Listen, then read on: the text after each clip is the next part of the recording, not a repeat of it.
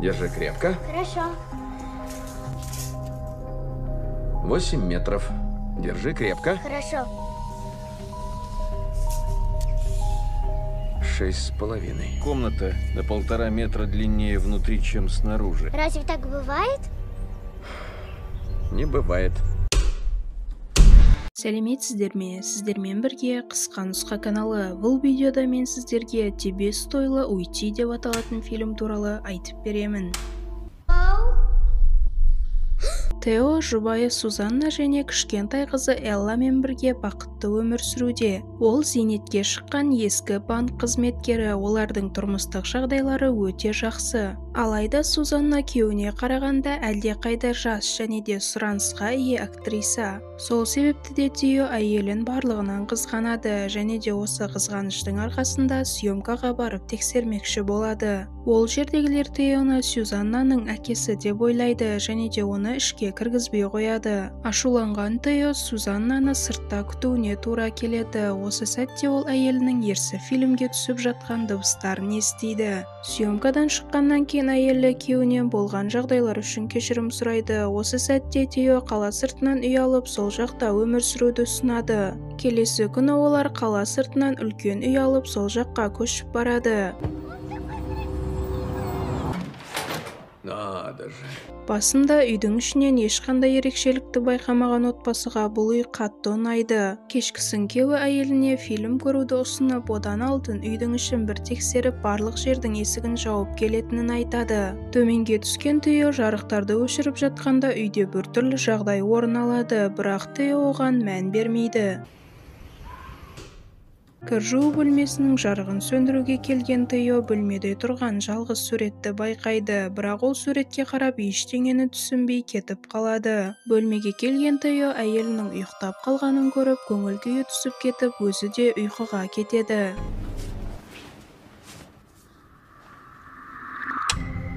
Таңертең Тео ұйықтап жатқан кезде Сузанна мен Элла серуендеуге шығады. Ұйқыдан тұрған Тео қызының жазып кеткен хатын көреді. Осыдан кейін ол тыныштандыратын әуен қосып, өзінің блокнотына бірдеңелер жаза бастайды. Бұл уақытта анасымен бірге орманда серуендеп жүрген Элла оған әкесі туралы сұрақтар қоя бастайды. Элла әкесін қатты жақсы көреді және де айналадағы адамдардың оны неге жек көретінін түсінбейтінін айтады. Қызынан ештеңе жасырғысы келмеген Сузанна Теоның бірінші әйелінің олардың үйіндегі ваннада өлген айтады. Қорқып кеткен Элла бірден оны әкем өлтірді ме деген сұрақ қояды. Тео өзін тыныштандыруға тырысып отырып, эмоциясына ерік беріп шынданып кетеді. Осыдан кейін ол таза ауа жұту үшін және де үйге азық-түліктер алу үшін жақын жердегі магазинге барады. Өзін біртүрлі ұстаған дүкен сатушысы Теодан әлі ештеңе болған жоқ па деп сұрайды. Тео оны түсінбей қарап тұрады.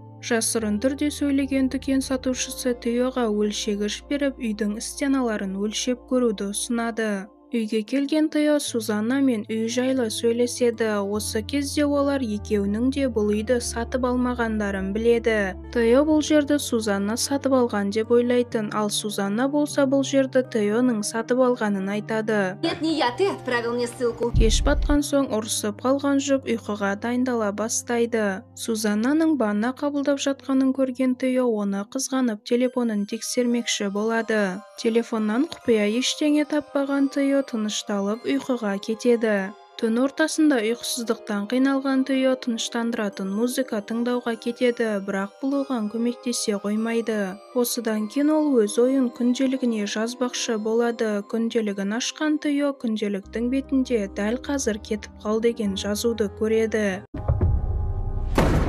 Белгісіз жерден пайда болған есікті көрген Тео оған кіріп көрмекші болады. Және де ұзын баспалдақтар арқылы ең төменде орналған жертөлеге түседі. Ұзын дәлізбен келе жатқан Тео әлгі суреттегі адамның бейнесін байқап қалады және де оның ізінен ереді. Жерде ол Элланың суреттеріне тап болады және де бөлмеде суға тұншығып өлген Элланы көреді.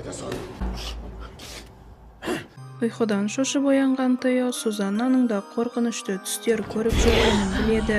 Олар бұл үйдің өздеріне ұнамайтынын айтып, көшуге шешім қабылдайды. Тео заттарды жинастырып жатыр, ал Сузанна болса қызымен далада ойнап жүр. Оларды бақылап тұрған Тео әйеліне хабарлама жазбақ болады. Осы сәтте ол әйелінің үстел үстінде ұмытып кеткен телефонын көреді. Күтпеген жерден осы сәтте далада тұрған Сузанна қалтасынан екінші телефонын шығарып біреуге хат жаза бастайды. Әйелінің екінші телефоны болуы мүмкін деген күдікке бармаған Тео бірден әйелінің оған қиянат жасап жүргенін ойлайды. Тео бұл мәселені ұзаққа созбай бірден әйелімен сөйлесуді жөн көреді, және де Сузанна оған шынымен де басқа біреуді жақсы көретінін мойындайды. Ол әйелінен бір түнге үйден кетіп өзінің ойларымен және қызымен жалғыз қалдыруын сұрайды. Сузанна үйден шығып отбасылық машинаға мініп жақын жердегі қонақжайға жол тартады. Осыдан кейін Тео өзінің күнделігіне қайта оралады және де ашқан кезде жаңа жазуды көреді. Күнделікте сен кетуің керек еді, бірақ тым кеш қалдың деп жазылады. Осы сәтте ол әлгі сатушы сыйлаған өлшегішпен үйдің қабырғаларын өлшеуге кіріседі. Көргендеріне таң қалған Тео қызын ертіп алып, ұзында өлшегішті алып, үйдің сыртқы жағын тексермекші болады. Қатты жаурап кеткен қызы күртешесін киіп келу үшін үйге кетеді. Күртешесін алып шыққан қыз сыртқы есіктен шығады, алайда көзден ғайып болады. Осы сәтте үйде біртүрлі жағдай орын алады. Үй өзінен үлкейе бастайды және де әкесі мен қызы бір-бірін таба алмайды. Бір есіктен бір есікке кіріп қызын іздеп жүрген Тео ақыр соңында өзі түсінде көрген есікке тап болады. Есіктен кірген Тео қызының айғайлап оны шақырып жатқан дыбысын естеді. Шынында да қорқынышты жағдайда тұрған қыз дәлізде келе жатып, ваннада батып бара жатқан әйелді көреді.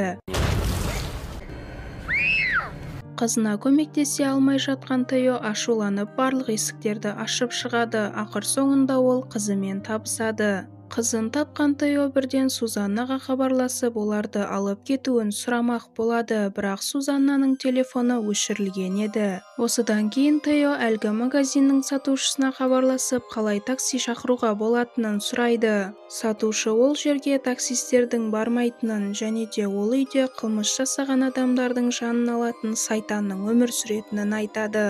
Қорқып кеткен Тео мен қызы бұл үйден шығып жаяу қалаға қарай жол тартпақ болады. Үйден бірнеше метрге алыстай берген олар үйдің терезесінен бір адамның қарап тұрғанын көреді. В доме кто-то есть.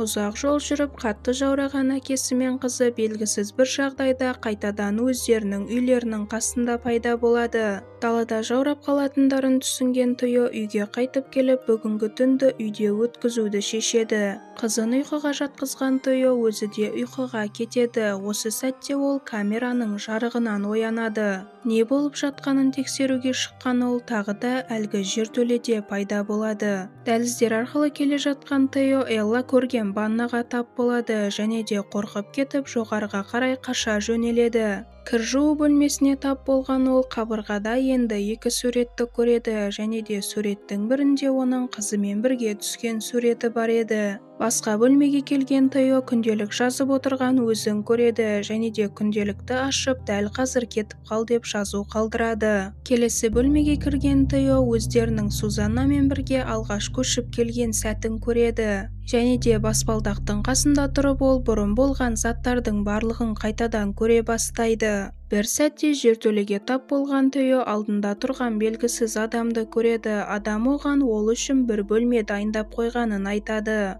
Адам Теоның кейпіне еніп оған қызын жіберіп өзінің қалуы керек екенін айтады.